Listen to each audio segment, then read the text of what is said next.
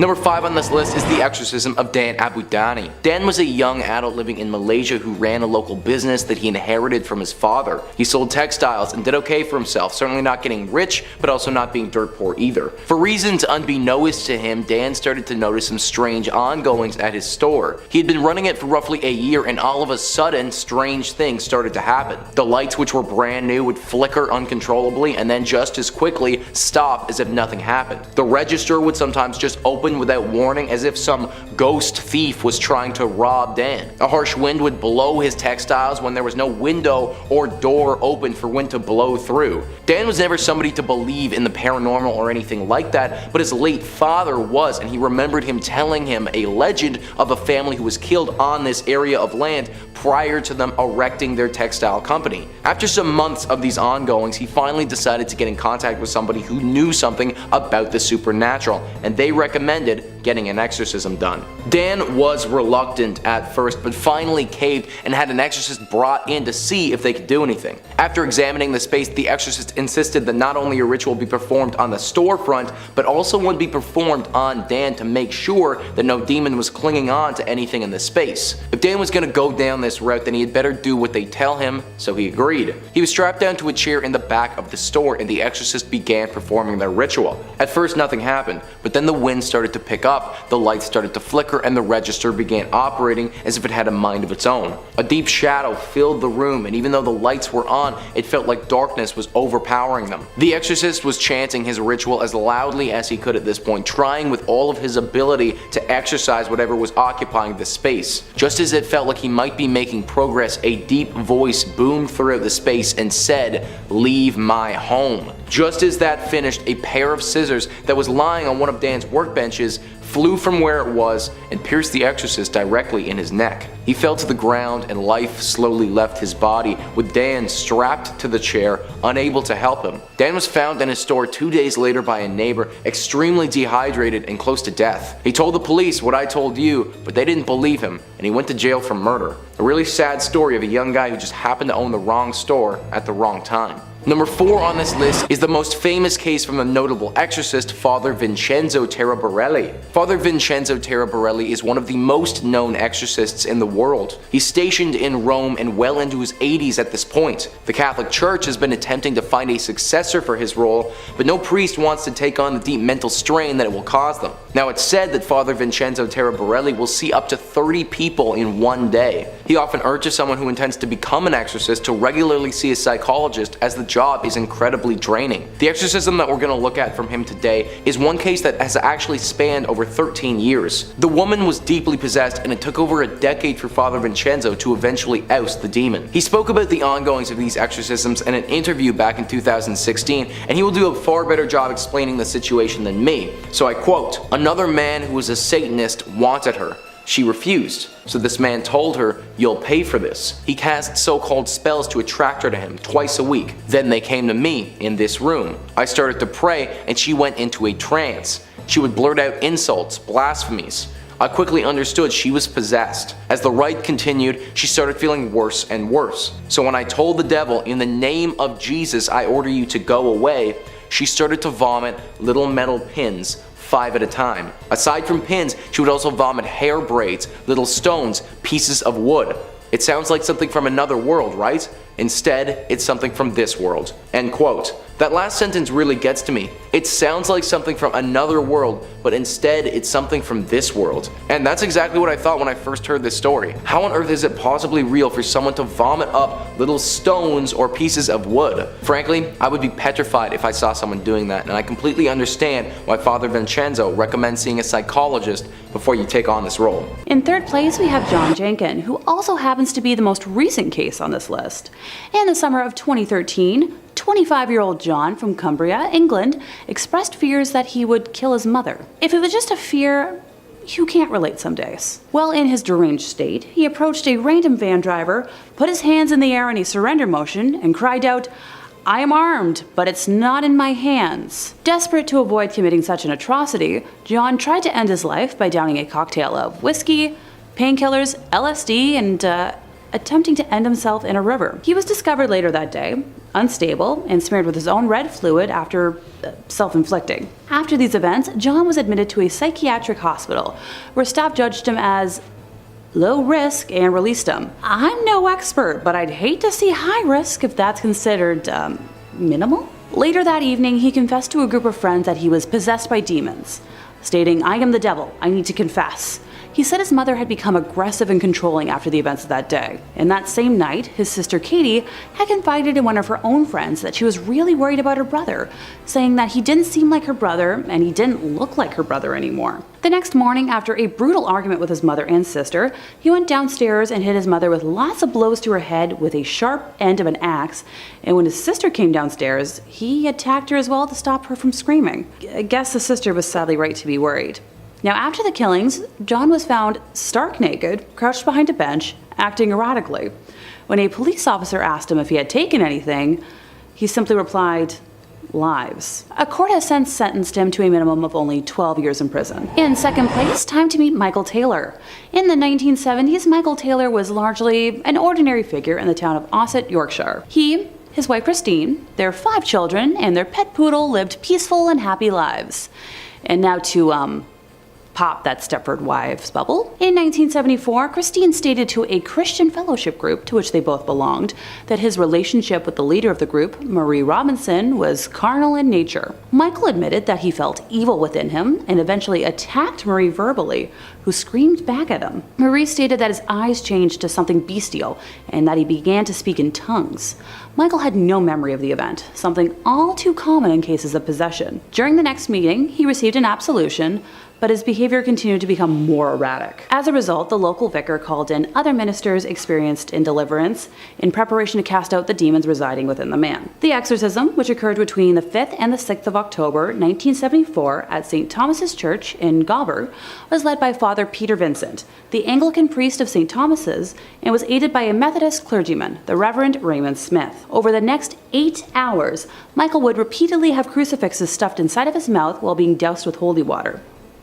Okay, now my jaw hurts. According to Bill Ellis, an authority on folklore and the occult in contemporary culture, the exorcists believed that they had, in this all-night ceremony, invoked and cast out at least 40 demons, including those of incest, bestiality, blasphemy, and lewdness. In the end, exhausted, they allowed Taylor to go home, although they felt that at least 3 demons were still left in him. While at home, he brutally ended his wife, Christine, by attacking her with his bare hands, tearing her eyes and tongue out, and almost tearing her face off. He was eventually found by a policeman, completely naked in the street and covered in red fluid.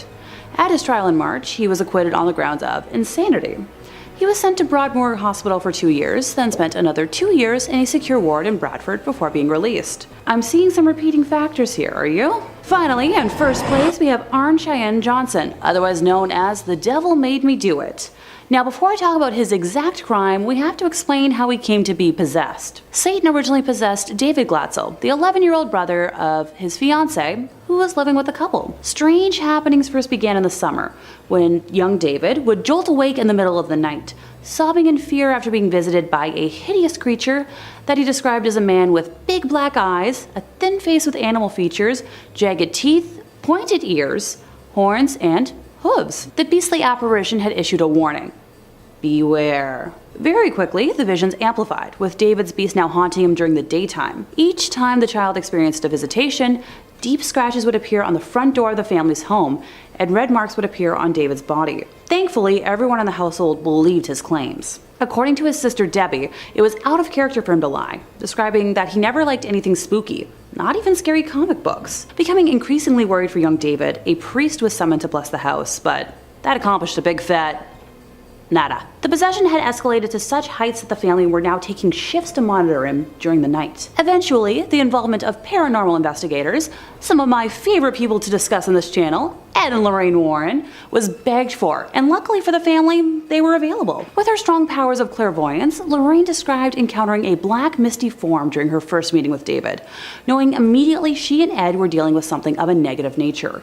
Lorraine has stated over the course of several visits, David made numerous references to ending and stabbings. In an attempt to save David from his endless tormentors, Arne taunted the demons during exorcisms to enter his body and leave the boy alone. And sadly, the challenge was accepted. Look, I'm all for saving kiddos, but there's a limit. You don't want to actually invite the demons into your body. Over many months after that fateful day, Arne's fiancée reported that he would go into a trance, where he would growl and say he saw the beast, and later would have no memory of it. It was 6 months later, on the 16th of February, 1981, shortly after 6 p.m., that Arne brutally attacked his landlord, stabbing him in a frenzy as he growled like a beast, while Debbie watched, unable to react. The landlord passed away later that evening.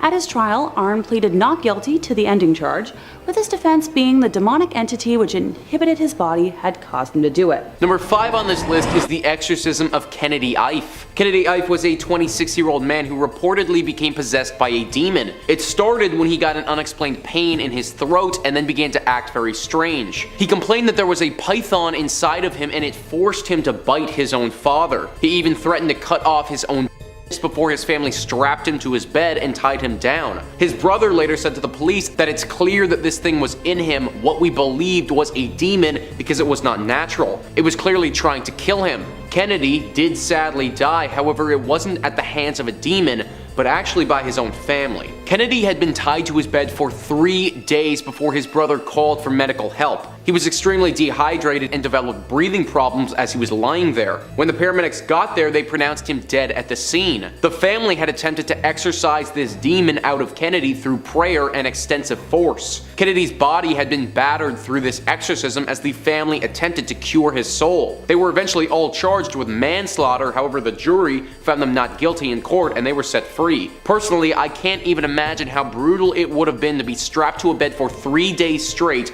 getting beaten and slowly dehydrating. Truly a horrible way to die. Number 4 on this list is Theodore Laxman. Theodore Laxman was a Russian farmer in the early 1800s. For a long time, Theodore had been in disputes with one of his close neighbors for farmland. They had developed a deep hatred for one another and would often sabotage each other's crops. Laxman eventually reached a breaking point after another blow from his neighbor and ended the dispute once and for all by murdering him and his family as they slept. A season passed and Laxman and his family prospered with the new land and their abundance of crops. However, during this time, something began happening in their home. The family felt unwanted there and signs of a demonic presence could be seen. After a while, the wife couldn't stand it anymore and she demanded that they have an exorcist come look at their home. They managed to find an exorcist several villages over to come and take a look at their house. He set up his supplies and was going to perform a ritual to cleanse the house of any demonic presence. When he began the ritual though, that demonic presence finally made itself abundantly clear.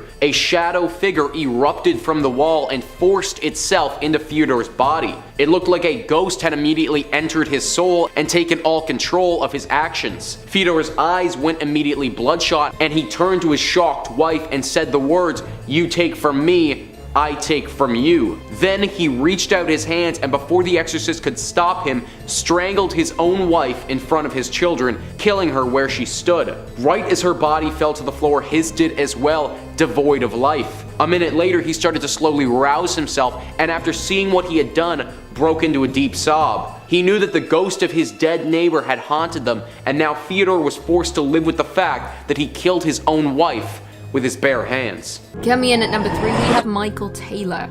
Born in 1944, Michael Taylor was a man from the UK who became notable after he alleged that he was possessed by a demon. Taylor reported feeling evil inside of himself, even verbally lashing out during a Christian fellowship group. His behavior continued to become more erratic, with a local vicar turning to other ministers to call out the demon that was supposedly living inside of Taylor.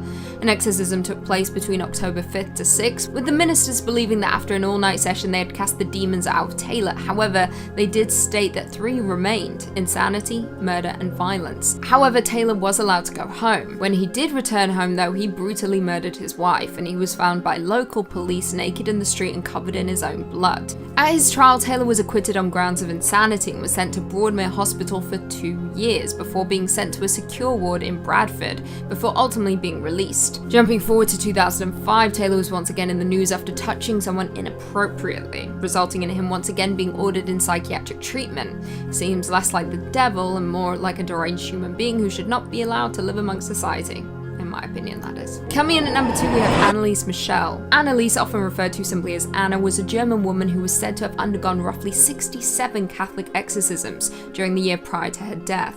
When Anna was 16 years old, she began to experience seizures and was ultimately diagnosed with psychosis caused by temporal lobe epilepsy. Not long after that, she was diagnosed with depression and was treated at a hospital. However, by the time Anna turned 18, she began to exhibit violent tendencies. She began hearing voices and was intolerant of religious objects that were around her family's home. Her condition continued to worsen, resulting in her family believing that she was possessed by a demon. The family ultimately turned to the Catholic Church for help, with priests being approved to conduct a series of exorcisms on the girl, with the family halting any communication with doctors altogether. During the ordeal, Anna began to stop eating and ultimately passed away from malnourishment and dehydration following 67 grueling exorcism sessions. The girl's parents and the 2 Roman Catholic priests were found guilty of negligent homicide and spent 6 months in prison for their crimes. There are many popular horror movies that took inspiration from this case, including The Exorcism of Emily Rose, as well as Annelise the Exorcist tapes. And finally, in at number 1, we have Roland Doe. Now, this case claims our number 1 spot, and rightfully so, with this true possession case being the story to inspire the movie The Exorcist. Back in the late 40s, a young boy dubbed Roland Doe was alleged to be possessed by a demonic entity, with priests from the Roman Catholic Church performing a series of exorcisms to attempt to expel the demons residing within. Roland Doe was said to be a German Lutheran, with him and his family residing in Cottage City in Maryland. However, according to reports, on one particular occasion his spiritual aunt allowed him to play with a Ouija board, which may have resulted in his supposed possession. According to reports, following the death of Roland Doe's aunt, the family began to experience strange goings-on within the home. Noises, furniture moving on its own accord, and ordinary objects levitating. The family ultimately turned to their pastor, Miles Schultz, with him arranging for Roland Doe to spend a night in his home to monitor the boy. Schultz claimed to witness those same goings-on within his home when the boy was there. An exorcism was arranged, with documents from that exorcism stating how the boy slipped his hand loose from his restraints and managed to break a bed spring from under his mattress, using it as a weapon to attack the priests. During another exorcism on the boy, it was reported that words such as evil and hell appeared on Roland Doe's body, with the mattress beginning to shake during the ritual. Despite the terrifying goings-on after the rite was over, it was said that Roland Doe went on to lead a rather ordinary life. However, like I said, this case shocked the world after William Peter Blatty chose to use elements from the events in his novel The Exorcist back in 1971, with the famous story going on to be one of the most successful and famous movies of all time. Coming in at number 5, we've got The Exorcism of Roland Doe. This is a famous one. Even if you haven't heard of Roland himself, you've heard of the works he's inspired. We all know of William Friedkin's Oscar-winning movie The Exorcist, right? Well, that was based on a book of the same title written by William Peter Blatty, which in turn was inspired by claims surrounding the exorcism of Roland Doe. It took a while, but this story made it into the homes of horror fans around the world. Back in the 1940s, priests of the Roman Catholic Church caught wind of a victim of demonic possession. The victim was a 14-year-old boy under the pseudonym of Roland Doe. Some say that the alias Robbie Mannheim was used as well. Either way, he underwent a series of exorcisms performed by different priests. First, a Lutheran pastor who claimed that he saw furniture moving around by itself. After witnessing this, he recommended the boy's parents reach out to a Catholic priest. Thus began a procession of priests coming through and attempting to remove demons from poor Roland. During these exorcisms, many strange things happened. Roland managed to snag a bed spring and use it as a weapon, slashing the attending priest. Another pair of priests claimed to see a shaking bed and flying objects, along with the boy speaking in a demonic voice and avoiding sacred objects with all his might. The final exorcism saw Roland break the nose of the priests trying to assist him. Thankfully, after this incident, Roland went on to live a normal and largely undemonic life. After all the hubbub, plenty of skeptics and other interested parties investigated the exorcism. Much of the recorded information that people referred to when discussing the series of events turned out to be hearsay, and there really is little evidence to prove any of it actually happened. In fact, it does seem like Roland suffered from some sort of mental illness, and writers thought it was a great story to exploit. Still, the treatment this boy received thanks to shaky claims of demonic possession is scary enough. Coming in at number 4, we've got The Exorcism of Michael Taylor. The year was 1974. Family man Michael Taylor lived with his wife and 5 kids in Ossett, an English market town near Wakefield. Most folks knew him as a relatively easygoing man, although he did suffer from depression linked to a back injury sustained years ago. The townsfolk were particularly religious, but the Taylors were not. This led a friend of the family to attempt to ease his pain through spirituality. She brought him to a church group and he became part of the religious community.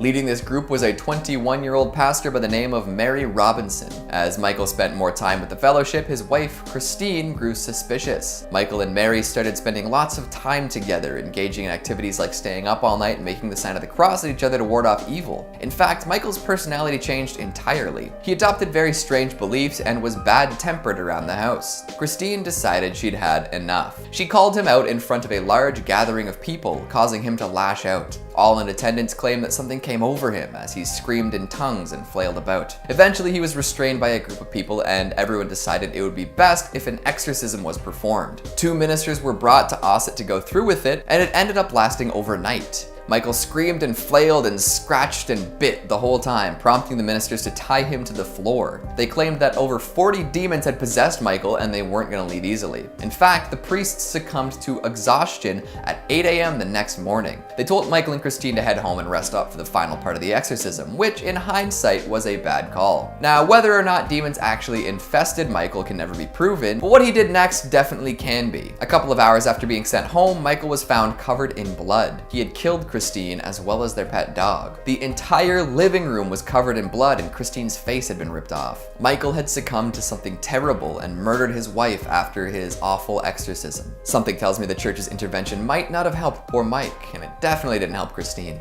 Number 3 on this list is the exorcism of Terence Cottrell. Terence Cottrell's exorcism is a sad story of a little boy who lived in Milwaukee in 2003. Terence, in his mother's eyes, had been possessed by a demon and she believed that it needed to be exorcised from him. This wasn't the case though. In fact, it seemed that Terence had actually been diagnosed with autism. However, the mother refused to believe this was the case and instead convinced herself that he was possessed. In 2003, she drove her boy to a strip mall in Milwaukee where there was the Faith Temple Church of the Apostolic Faith. A bunch of evangelical Christians gathered here and they had agreed to perform an exorcism on Terence and get rid of this so-called demon once and for all. Sadly, this isn't what happened at all, and as I imagine many of you can expect, Terence was killed during the ritual. Once he arrived at the church, a sheet was thrown over top of him and it bound his arms and legs. The pastor, Reverend Ray Hemphill, who was performing the exorcism, lay the boy down with the sheet over top of him and then lay on top of him himself, whispering his ritual into the child's ear. This went on for over 2 hours until the Reverend and the group realized that Terence had died. The official cause of death was listed as mechanical asphyxia due to external chest compression. The pastor had lied on Terence for too long and his weight basically crushed his chest. This, along with the fact that he'd been wrapped in a sheet, which would have made it difficult to breathe anyways, caused the boy to suffocate. This case was obviously brought to the court of law and it was revealed that our so-called exorcist was never properly trained on the subject at all. He went to jail for 2.5 years and was barred from performing exorcisms unless he received extensive training on how to do them in the future. Number 2 on this list is an exorcism performed by Father Gabriel Amorth. Father Gabriel Amorth lived for almost a century and performed over 60,000 exorcisms in his long life. He's seen his fair share of demons and possessions, but one story in 1997 sticks out to him as being particularly bad. He co-wrote a book called The Devil is Afraid of Me, where he details his extensive history with exorcisms, so if this is interesting to you, then I recommend checking that out. In that book, they describe this particular exorcism in detail, stating that his curses and threats were aimed solely at the exorcist. Then he began spitting at him and preparing to attack him physically. The book goes on to say that screaming and howling, the demon burst forth and looked straight at him, drooling saliva from the young man's mouth. This was all being conducted on a young man who had apparently been the victim of a demonic possession for months, and it was happening in Amorth's small exorcism room in Rome. Amorth says that after the demon revealed itself, he screamed back, "Whoever you are and all your companions who possess the servant of God, as I command you, tell me your name, the day and the hour of your damnation." To which the demon replied, "I am Lucifer." The room then became icy cold and crystals started to appear on the windows. The young boy began to float in his chair and actual real-life nails that Amorth still has to this day started to form in this person's mouth. Amorth was bellowing the word of God at this point and the demonic boy was shrieking at the top of his lungs. Finally, the boy fell to the ground and looked completely spent. This was only the first exorcism performed on this boy, and to fully exorcise the demon, it took Amorth several more months of sessions like this. But up until the day he died, he swore he never saw a demon that had that strong of a hold on somebody's soul. Number 1 on this list is the exorcism of Ryan Eastaw. Ryan lived back in the 1200s in Ireland. He worked as a fisherman and supported his newlywed wife. Ryan worked with another older fisherman named Hugh, and Hugh had basically taught Ryan everything that he knew. In fact, when Ryan was younger, he was an orphan, and being completely homeless would have to steal to survive. One day, Hugh caught Ryan stealing from him, and rather than get the law involved, decided that he would take Ryan under his wing. That was over a decade ago, and even though Hugh wasn't blood related to Ryan in any way, he may as well have been based on the relationship that the two had developed. One evening, the pair were out on the water longer than they had intended, and a storm whipped up. The men were trying to sail back to shore, but the winds were harsh and unforgiving. With one swift gust, the boat was rocked hard and Hugh was thrown into the waves. Ryan ran to the side of the boat and saw as Hugh struggled to stay above water, but rather than help him by throwing him something or diving in himself, Ryan froze and just stood there. He stood there, planted, indecisive about what to do, and slowly, Hugh drowned right before Ryan's eyes. Ryan managed to weather the storm, and once it subsided, got the boat back to shore, but he was never the same after that.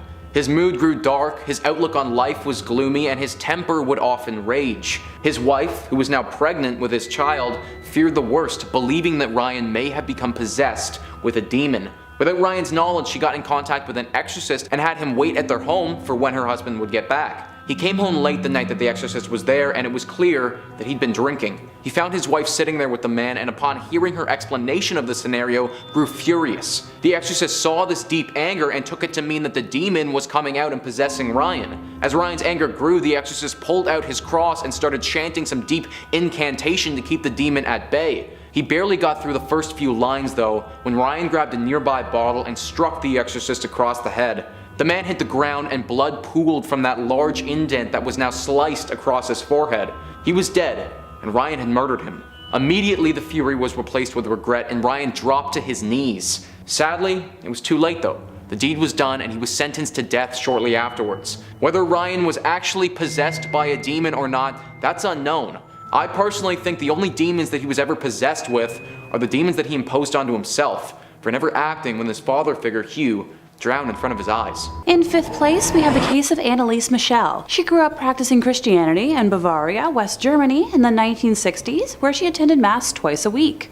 When Annelise was only 16, she suddenly blacked out at school and began walking around in what her friends and family described as a trance-like state, and she herself was unable to recall any of it. A year later, Annelise experienced a similar occurrence where she woke up in a trance after her body went through a series of convulsions, causing it to shake uncontrollably. After this, Annelise visited a neurologist who diagnosed her with temporal lobe epilepsy, a disorder that causes seizures, loss of memory, and experiencing visual and auditory hallucinations. After her diagnoses, Annelise began taking medication for her epilepsy and enrolled in the University of Würzburg in 1973. Now, if that medication was successful, I wouldn't be talking about her right now, would I? The medication she was given failed to help her, and as the year progressed, her condition deteriorated. She began to see the face of the devil wherever she went, and constantly heard demons whispering in her ears. When she heard the demons telling her she was damned and would rot in hell while she was praying, she concluded that the devil himself must be possessing her. Annelise sought out priests to help her with her demonic possession,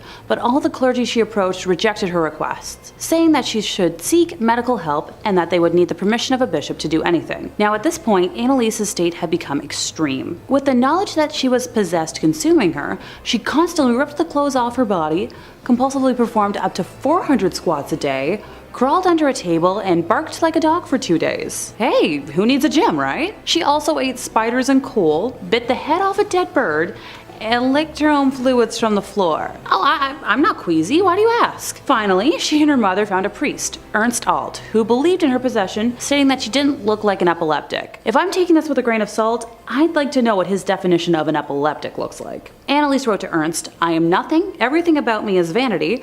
What should I do? I have to improve. You pray for me. I want to suffer for other people, but this is so cruel." Ernst petitioned the local bishop, Bishop Joseph Stang, who eventually approved the request and granted local priest Arnold Renz the permission to perform an exorcism, but ordered that it be carried out in total secrecy. Now, being granted an exorcism in the 70s was like winning the lottery. They were very rarely granted due to the sensationalism caused by the release of The Exorcist, and the Catholic Church was determined to protect their reputation. Reputation at the time. Fine, reputation on exorcisms at the time. I know, it's the church. Over the next 10 months, following the bishop's approval of Annelise's exorcism, Ernst and Arnold conducted 67 exorcisms, lasting up to 4 hours per session on the poor woman. Absolutely heinous. Through these sessions, Annelise revealed that she was possessed by 6 demons, Lucifer, Cain, and Nero, amongst others. And that just there was how I learned that Nero was more than just a former Jeff Hardy gimmick. Weird middle name to give a kid. All these spirits would jostle for control of Annelise's body and would communicate from her mouth with a low growl. The demons constantly argued with each other, with one being quoted as saying, "People are stupid as pigs. They think it's all over after death. It goes on." And another replying that the first was nothing but a big mouth who had no real say in hell. Throughout these sessions, Annelise would frequently talk about dying to make up for the wayward youth of the day and apostate priests of the modern church. She broke the bones and ripped the tendons in her knees from continually kneeling in prayer, and I just felt that statement in my own ballet-worn knees. Ouch. Over these 10 months, Annelise was frequently restrained so the priest could conduct exorcism rites. She slowly stopped eating and eventually passed from malnutrition and dehydration on July 1st, 1976 at only 23 years old. In 4th place, we have the nuns of Loudun and Louviers. Louviers? My French is 50-50 right now. Time to hop in my little time machine and head back to 1642 when 18 nuns became possessed. Father Mathurin Picard, the nunnery director, and Father Thomas Boule, the vicar at Louviers, were convicted on the evidence of the possessed nuns' recounts. The youngest of the group, being only 18 years old at the time, Sister Madeleine Bavin, was the initial possession victim. Her testimony was successful in throwing the church into a state of panic, alleging that Fathers Picard and Boule had taken the nuns to secret sabbats. At these gatherings, they became familiar with numerous demons, specifically including the demon Damon. Try saying that without tripping over your tongue. Nah. Testimonies quickly followed from the other nuns, reinforcing Madeleine's claims, and after further investigation from the church and its authorities, it was discovered that the nuns were suffering from the classic symptoms of possession. The exorcism rites that followed were made public, enabling the entire town of Louviers to become totally engrossed in the church and its proceedings. After the exorcisms, Madeleine was imprisoned for life, Father Boule was burned at the stake, and the corpse of Father Picard, who had already passed, was exhumed and burned. Moving into the 17th century, in the French village of Loudun, an entire convent of Ursuline nuns were possessed by a series of demons with names such as Leviathan, Astaroth, and Zabulon. These nuns appeared during a series of trials that accused the parish priest, Urbain Grandier, of having made a pact with Satan.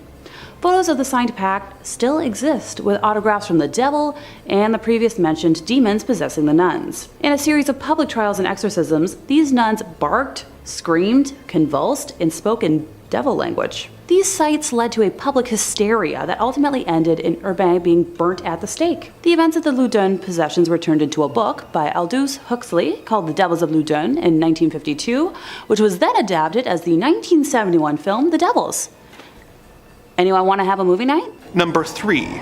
Roland Doe, 1949. In 1949, a young boy was mourning the loss of his aunt, who had been a deeply committed spiritualist who had taught the child how to use a Ouija board so that he could converse with spirits. The boy, whose name was changed to Roland Doe in the reports of the incident to preserve his anonymity, soon began hearing strange scratching noises coming from inside his bedroom walls and having issues with his mattress vigorously shaking on its own. His parents took him to medical professionals who could find nothing wrong with the boy. When the family minister also failed to find anything, the boy's parents enlisted Father E. Albert Hughes, who received permission from the church to perform an exorcism on Roland. This attempt didn't end up working out, as Roland tore a spring out of his mattress during the ritual and slashed the priest across the shoulders. Upon inspection of Roland, his mother discovered that the word Louis had been scratched onto his flesh. She took this as a sign to go to St. Louis, where she met Father Walter H. Halloran and the Reverend William Bowdern. They attempted nightly exorcisms on the boy, during which the child was sent into a rage at the sight of a crucifix, caused the bed to rattle, and made items fly across the room. The clergymen found a large X scratched on Roland, which caused them to conclude that he was possessed by 10 different demons. On the 21st attempt, Roland gained control of himself, claiming that the spirits were gone, and that he had had visions of St. Michael fighting and defeating the devil on his behalf. Roland never suffered any further incidents of demonic interference again, but the story of his ordeal inspired the novel The Exorcist, which was adapted into the classic horror film of the same name. Number 2. Gotlibinditis, 1842. Our next entry takes us to the German village of Mottlingen in 1842. Residents of this sleepy village started to notice strange noises and odd goings-on at the home of a 28-year-old woman named Gotlibinditis, who believed that her house was being haunted by the ghost of a woman who was always seen carrying a baby in her arms. Ditis began being affected and would drift in and out of a trance-like state, seemingly blacking out for days at a time. The local pastor, Johann Christoph Blumhardt, took it upon himself to free Ditis of her affliction, which had lasted for 2 whole years before he got involved. He claimed that Ditis was possessed by several demons, as well as the spirit of the woman that she had reported seeing, who Blumhardt believed to be the ghost of a local murderous widow who had been known for burying children in a nearby field. The exorcisms he performed on Ditis were horrific, with her reportedly vomiting blood, broken glass, and even nails. The exorcisms continued until one day Ditis appeared to snap out of her possession, declaring that all the demons and spirits had been cast out, and that Jesus was the victor. Number 1. Clara Seal, 1906. In one of the first documented exorcisms in South Africa, a 16-year-old orphan named Clara Jermaina Seal was staying at the Marion Hill Mission School in Vincenzo when she began exhibiting violent behavior. The behavior became more and more extreme until one day the teen began growling, tearing at her clothes, and demanding to speak with the local priest, Father Erasmus Horner. Clara confessed to the priest that she had made a deal with the devil himself, and when the nuns tried to pour holy water on her, her skin began to burn. She would go wild and convulse at the sight of religious iconography, showed immense strength disproportionate to her size, and she began speaking languages that the young teen could not possibly know. When Clara began levitating in front of them, the priest and the nuns got permission to perform an exorcism on her. The exorcism was a wild ordeal, with Clara trying to strangle the priests, levitating at various times, and in perhaps the most horrifying and amazing moment of the ritual, transforming into a serpent who bit one of the nuns. The exorcism lasted for 2 full days and was performed in front of 170 people. By the end of the second day, the demon reportedly caused Clara to levitate one last time before leaving her body, never to return. Clara was demon-free, but unfortunately died 6 years later of heart failure at the age of 22. Coming in at number 5, we have Clara jermaina Selly. Back in 1906, Clara was a young South African Christian who was said to have been possessed by a demon at the age of just 16 years old. Clara was a student at St. Michael's Mission in natal South Africa during this time, and it was at the age of 16 that she was said to have made a pact with Satan, which resulted in demonic possession, supposedly. In an account written by a nun, it was said that Clara could speak many languages that she wasn't capable of speaking prior to her possession.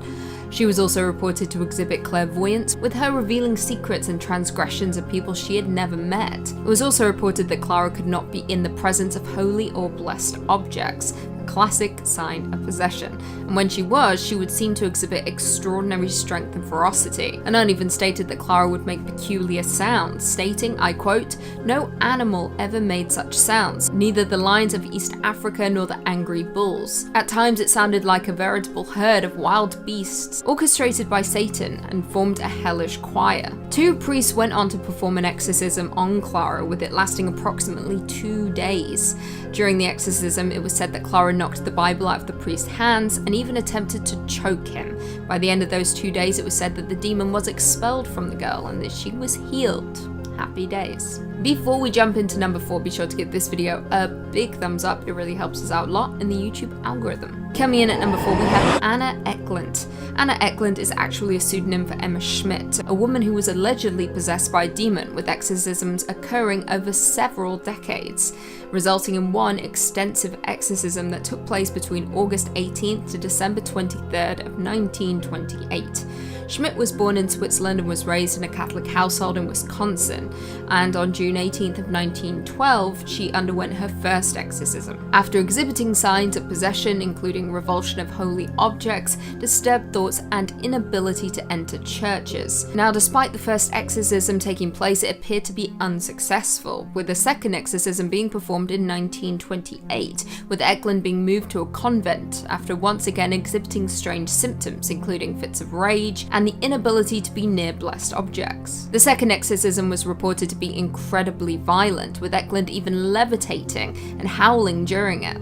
The first session lasted until August 26th, with the second session occurring between September 13th to September 20th, followed by a final 8-day session that lasted from December 15th to December 23rd. Eklund's body began to deteriorate during this time due to lack of food and constant vomiting. On December 23rd, Father Risinger commanded the demons out of Eklund and seemingly cured her of her possession. Number 3 on this list is Rosetta Planker. Rosetta Planker was a young girl from the 1940s who became possessed by an evil demon. Her parents noticed that she started acting strange when her notebooks began filling up with demonic drawings, and her nice, innocent attitude vanished for dark depression out of nowhere. She started having issues at school, which was completely out of character for her, and the parents got to a point where they had to take her out. One day they found her in her room with her eyes rolled to the back of her head, stabbing one of her dolls repeatedly. It was at this point that they realized they had to get a professional in to perform an exorcism. They contacted their local pastor, who set them up with a weathered exorcist. This exorcist had seen his fair share of demonic possessions in his day, but even he wasn't prepared for what happened during Rosetta's exorcism. They laid Rosetta on the bed and strapped her in as they typically would. Then the exorcist began performing his ceremony, but it didn't take long for things to get out of hand. Rosetta began to float off of the bed, flailing her limbs as best as she could under the restraints. Her head started spinning around and around in a completely inhuman way, looking as if it was breaking her neck over and over and over again. She was screaming at this point, but it wasn't her voice or any voice that anyone present was familiar with, nor was the voice making any sense, just demonic gibberish nobody could understand. When her ascension reached as high as the restraints would allow, her chest kept going further up and further up, until finally her chest snapped open and blood exploded everywhere. A black ooze spouted onto her parents, and the exorcist sending them back and disorienting them. The exorcist was forced to stop as he was blown back and covered in this black ooze. When he wiped it off his face and opened his eyes, he saw the ugly remains of Rosetta laying on the bed. The demon had clung onto her soul so tightly that it refused to leave without taking her with it. I can't even possibly imagine what it would have been like to be in that room, or for the parents having to watch something like that. Number 2 on this list is Annelise Michelle. Annelise Michelle's exorcism story actually inspired the very popular horror film, The Exorcism of Emily Rose. What happened to Annelise is certainly not pretty. She was a young German woman who was born in the 50s. All of her life she struggled with serious mental health issues. Depression, hallucinations, and bad psychosis were all side effects of these problems, which she actually had to be hospitalized for at some points. What was very strange was that her symptoms would often coincide with her being around religious acts or religious paraphernalia. This led her extremely religious parents and Annelise herself to believe that she was possessed by a demon and needed it to be exorcised. She began having exorcisms performed to her when she was 22 years old, and they went on for 10 months. In those 10 months, she had a ridiculous amount of exorcisms performed on her, with the count reaching above 70. That is more than an exorcism a week that was happening to her. After these brutal 10 months though, Annelise died. The cause of her death was a mixture of malnutrition, emaciation, and just pure starvation. The priests in charge of her exorcisms were taking extreme measures to get this demon out of her and abuse her body along the way. This case was brought to the court, and it was proven that these priests were guilty of negligent homicide and had to serve jail time for her death. Similar to Kennedy, it was actually the exorcisms themselves and not the demon that took her life, which is pretty scary if you ask me. Number 1 on this list is the Panama exorcisms. Now, I wish that I could describe exactly the ongoings of these exorcisms, but sadly, we only have access to the aftermath of what transpired here. The Panama exorcisms happened in an indigenous jungle area of Panama and resulted in the murder of 7 people. The bodies of these 7 people included the likes of a pregnant woman, 5 of her children, and their neighbor. They were found in a mass grave and looked to be only the beginning of the murders if these murderous exorcisms hadn't been stopped when they were. That's because 15 other people were freed from captivity when the police raided the area. Apparently, an indigenous-run sect had been performing so-called exorcisms and murdering people if they hadn't fully repented for their sins. The prosecutor of this case is quoted saying they were performing a ritual inside the structure. In that ritual, there were people being held against their will, being mistreated. All of these rites were aimed at killing them if they didn't repent their sins. The place where they were performing these exorcisms was a church where they found a naked woman, machetes, and a ritually sacrificed goat amongst other religious paraphernalia. What this group did was kidnap people and then bring them here to perform what they thought was God's will. The leader of the group said that they had received a message from God, and that's why they were doing this. This brutal atrocity only happened a little over a year ago as well, so it's still very fresh. I don't know exactly what happened in these exorcisms, but we do know that it resulted in the murder of 7 innocent people, which is just about as scary and sad as you can get. Number 5 on this list is the exorcism of Emma Schmidt. Emma Schmidt's exorcism was a widely publicized affair that happened in 1928. What's interesting about this case is that Emma Schmidt had actually been the subject of an exorcism from the same exorcist in 1912. Father Riesinger was the one who performed the exorcism in 1912, and when he heard about how she'd become possessed again, he rushed to help her. However, this time he didn't expect the demon to have as strong as a hold on her soul as it did. Now, it's written that after Father Riesinger began to perform the exorcism, Emma dislodged herself from her bed and from the hands of her guards, and her body, carried through the air, landed high above the door of the room and clung to the wall with a tenacious grip. All present were struck with a trembling fear. The nuns who were present and assisting reportedly grabbed her and strapped her back down to the bed, even though she was screaming and squirming in unnatural ways. It's said that this exorcism required 23 days to complete, and during that time, Emma would regularly be vomiting up bile and fighting as much as she could to stop it from happening. It's even said that Lucifer appeared during this exorcism and made his presence known by attacking the exorcist at one point. Emma also had super strength and was able to bend the iron bars on her bed, even though she was extremely malnourished at that point. Father Riesinger was mentally drained and exhausted after the 23 days of performing that exorcism and claims that he had never seen anything like that in his time on Earth. Number 4 on this list is the movie The Exorcist. Now, The Exorcist is one of the most famous horror films of all time and is sometimes credited as being the scariest movie of the genre. Now, the movie The Exorcist is actually based off of a real-life exorcism that took place in the 1940s. This was an exorcism of a 14-year-old boy documented under the pseudonym Roland Doe. Supernatural events took place during this exorcism, which then inspired the creation of the film several decades later. Rather than look at the actual exorcisms here though, I actually want to look at the creation of the movie The Exorcist, because there's actually a curse that surrounds it. Jack McGowan, the man who plays the film director in the movie, died before the film actually hit the big screens. He died due to influenza that he got in 1973. Vasiliki Malaros, who also acted in the movie, died before the movie was seen by anyone. Many people who were involved in filming of the movie lost their family members whilst the movie was in production. There was also a report of another one of the actors almost dying in a near-fatal motorcycle crash. This was all coupled with the fact that in the early production of the movie, the entire set caught fire because a bird flew into the circuit box. There were several other crazy mishaps that went on during the filming of this movie, along with the actual premiere, which was then hit with a lot of controversy. All of this has led people to believe that there is actually a curse tied to the movie and the entire production of it. Some believe that the demon from the initial exorcism in the 1940s came back to incite some chaos on the team recreating the story. Whatever the case was, it's certainly pretty crazy that one of the scariest movies of all time had one of the most controversial and scary filming processes of all time as well. Coming in at number 3, we've got The Exorcism of Terence Cottrell. This is just terrible.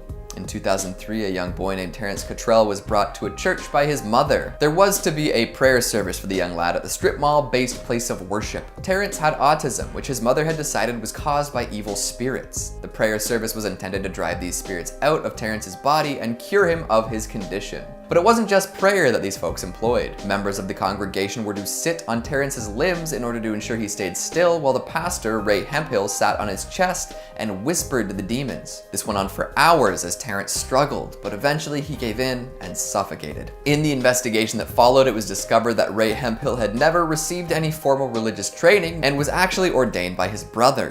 He was not qualified to be performing an exorcism, nor was he really ready to be leading services. What bothers me the most is how blindly the folks of the church followed his lead, allowing him to literally suffocate an 8-year-old boy. No charges were laid against the other people involved in the terrible ritual, as they all cited their Fifth Amendment right to refuse to testify in order to protect themselves. My goodness. Coming in at number 2, we've got the exorcism of the Ammons family. Most exorcisms involve one person possessed by multiple demons, right? Well, what about a whole family possessed by demons? Apparently this did indeed happen in Indianapolis. In 2011, LaToya Ammons and her family moved into a rental house along with LaToya's mother. Soon after they settled in, they noticed that an unnatural amount of black flies were swarming their porch. If that doesn't seem too weird to you, keep in mind that this was in December. They did their best to get rid of these pesky insects, but they just kept coming back. They would also hear footsteps throughout the house late at night and would often find doors swung open that they knew they'd left closed. One night, a dark figure was seen pacing in the living room, leaving wet boot prints behind. Things only got weirder from there. Late one night following the funeral of a loved one of Ammons' children levitated above her bed for all to see. After seeking help from a team of clairvoyants, the demonic possession got even worse. The children would don evil smiles, and their eyes would bulge as they discussed satanic things and conversed with people who weren't there. After one particularly bad incident ended up sending 2 of her boys to the hospital, medical staff witnessed the 9-year-old son walk backwards up a wall. All of this craziness led to the Department of Child Services getting involved, and the children were taken into custody. This prompted Ammons to take more decisive action. She brought in a priest who sought official permission to perform an exorcism. Bishop Dale Melchick was reluctant, but Reverend Michael Maganot sought help from other priests who had performed exorcisms. Eventually the house was cleansed of demonic presence, but not before Ammons was put through hell. The story does have a happy ending though, as 6 months after her children were taken into DCS custody, LaToya was able to welcome them back home. Honestly, this is a very interesting read, so go check out the whole story in the description. And finally, at number 1, we've got Annelise Michelle. We started with the basis for an exorcism movie and will end with the basis for an exorcism movie.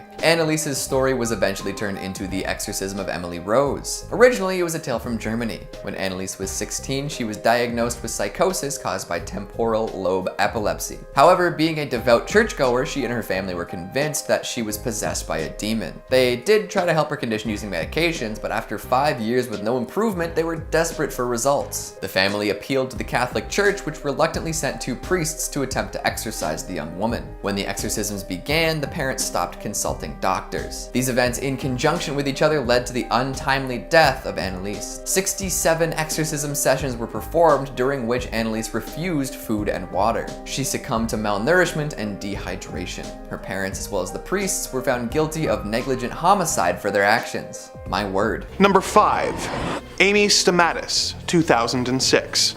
Amy Stomatis was a nurse living in Searcy, Arkansas, and working at a hospital in the nearby town of Little Rock. The then 49-year-old was writing reports and suddenly realized that she had completely forgotten her training and could not remember any of the details of how to do her job. Not being able to continue in the field that she had dedicated her life to, she was forced to resign her post. Despite having been a jogger for years, she suddenly found herself unable to engage in that activity either. One by one, the things that brought her joy were suddenly becoming out of reach. Her mental condition worsened with incidents of her hearing voices, removing her clothes in public, suddenly screaming at loved ones, and climbing a 7-story parking ramp with the intention of leaping off of it. Although police officers managed to talk her down from this incident, the voices she was hearing continued to convince her to commit acts of self-harm, culminating in her jumping from the 2nd-story window of her house, resulting in her becoming paralyzed from the waist down. While she was recovering in the hospital, she received a visitor, a Pentecostal evangelist named Cindy Lawson, who claimed to have successfully performed 10 real exorcisms before, having witnessed people's eyes changing colors during the ritual, and even a few cases of levitation. Lawson claimed that God had spoken to her and told her to go to the hospital where she would find Amy, who was unknowingly possessed by demons. Stomatis agreed to let Lawson perform an exorcism, and though she has no memory of how the event went down, family members who were present claimed to see an instant change in Amy after it was complete. Number 4. The infamous Arne Johnson case. 1981. In 1981, a young boy in Brookfield, Connecticut named David Glatzel began having vivid night terrors. As time went on, these nightmares began infiltrating his everyday life, with him seeing haunting figures such as an old man with a white beard, a man with big black eyes and animalistic features and jagged teeth. He then began engaging in bizarre behavior like kicking, biting, seizures, and marks of strangulation appearing out of nowhere. His family reached out to Ed and Lorraine Warren, who concluded that David was possessed by a demon. Priests performed 3 exorcisms on David, which supposedly caused him to levitate. In the chaos, the boyfriend of Debbie, David's older sister, Arne Johnson, confronted the demon and told it to leave the child alone and to take him instead. David made a full recovery, but the demon decided to take Arne up on his offer. A few months later, Arne stabbed his landlord to death, and upon apprehension claimed that the devil made him do it. His trial marked the first time in history that someone entered a plea of not guilty for reasons of demonic possession, although this plea was rejected. David was charged with manslaughter and served 5 years of his 20-year sentence, and ended up marrying Debbie Glatzer. Their story was loosely adapted into the third Conjuring film, which follows Ed and Lorraine Warren's involvement with the case. Number 3 on this list is the exorcism of Beatrice Clement. Beatrice Clement was a young woman who was said to have lived in the 9th century. She was a mother of 2 children and her husband was a butcher. At about the time she turned 30 years old, she started to experience episodes. These were episodes of psychosis that would be accompanied by deep hallucinations. It became increasingly apparent that her mental state was draining, and the reality that she thought she lived in was far different than the truth. As with many other things back then, these episodes were chalked up to the work of the devil. Her husband, her children, her neighbors, everybody believed that a demon was in charge of her soul at this point. This obviously meant that an exorcism was in order. An exorcist was brought into Beatrice's home and was intended to eradicate the demon from her soul. The methods of these exorcisms were brutal though. It often involved Beatrice withholding food and water and other means of torture that were ultimately ineffective at getting rid of the demon. This went on for several weeks until it became increasingly clear that it wasn't working how they intended. One evening, Beatrice snuck out of her home and decided to take her own life. She couldn't manage to make it through one more exorcism, but truly believed in her soul that she was a danger to society in her present state. The sad thing about this whole story is that she most likely wasn't possessed by a demon at all. Some form of mental illness manifested itself in her and sadly led to her death months later. Number 2 on this list is the exorcisms of Saint Guthleck. He's often referred to as Saint Anthony the Great in Orthodox Christianity and is one of the greatest hermit saints of the early English Church. He was born in 673 and was very attractive to demons. I found a passage that would actually describe these demons and I'm going to read that out now. They were ferocious in appearance, terrible in shape with great heads, long necks, thin faces, yellow complexions, filthy beards, shaggy ears, wild foreheads, fierce eyes, foul mouths, horses' teeth, throats vomiting flames, twisted jaws, thick lips, strident voices, singed hair, fat cheeks, pigeon's breast, scabby thighs, knotty knees, crooked legs, swollen ankles, splay feet, spreading mouths, raucous cries. For they grew so terrible to hear with their mighty shriekings that they filled almost the whole intervening space between earth and heaven with their discordant bellowings. That's the passage, and even though that's some pretty bad stuff and they would actually go on to beat him with iron bars, he claimed that he wasn't afraid of these demons. That being said though, he did realize that they had to go. Guthleck was actually approached by the holy apostle Bartholomew and given a whip. This whip was what he used to eradicate the demons from himself and ultimately become one of the most famous exorcists. A famous tale from St. Guthleck was an exorcism that he performed on a man named Ekka. Ekka was deeply possessed by a demon and required the help of Guthleck. Daniel Esperanza, an expert on the subject, writes, Guthleck took off his belt, wrapped it around Ekka's waist, and squeezed it until the demon was breathed out. That means, guys, that during this exorcism, Ekka literally threw up a demon. I personally cannot imagine how horrible that would have been to get squeezed so hard that you throw up a demon. I suppose it's actions like that which have made St. Guthleck's name live forever. Number 1 on this list is the exorcism of Fenton Lambert. Fenton Lambert was a 64-year-old man when he had his exorcism done to him. He lived in the 1700s and was a common worker. He had a wife and they had a son. However, their son died at a young age from disease. Fenton was a religious man and regularly went to church and prayed. He believed in God and knew in his heart that he was looking out for their best interests. His wife wasn't nearly as devout though. After the death of their son, she went into a deep depression and couldn't understand how God could possibly let their child die like that.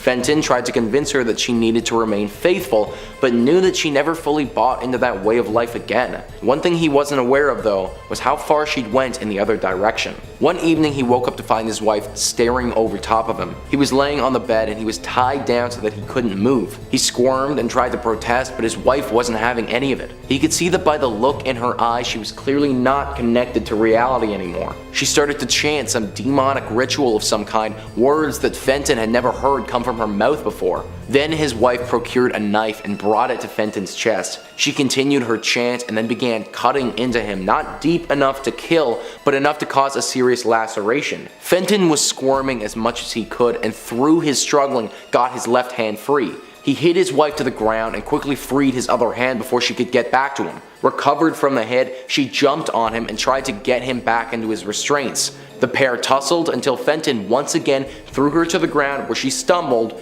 and landed on her knife. She proceeded to slowly bleed out in front of her husband's eyes. Days later, he found her journal in the home and saw that she'd been planning to perform an exorcism on him for months. In this instance though, the one performing the exorcism was very clearly the one possessed by something sinister.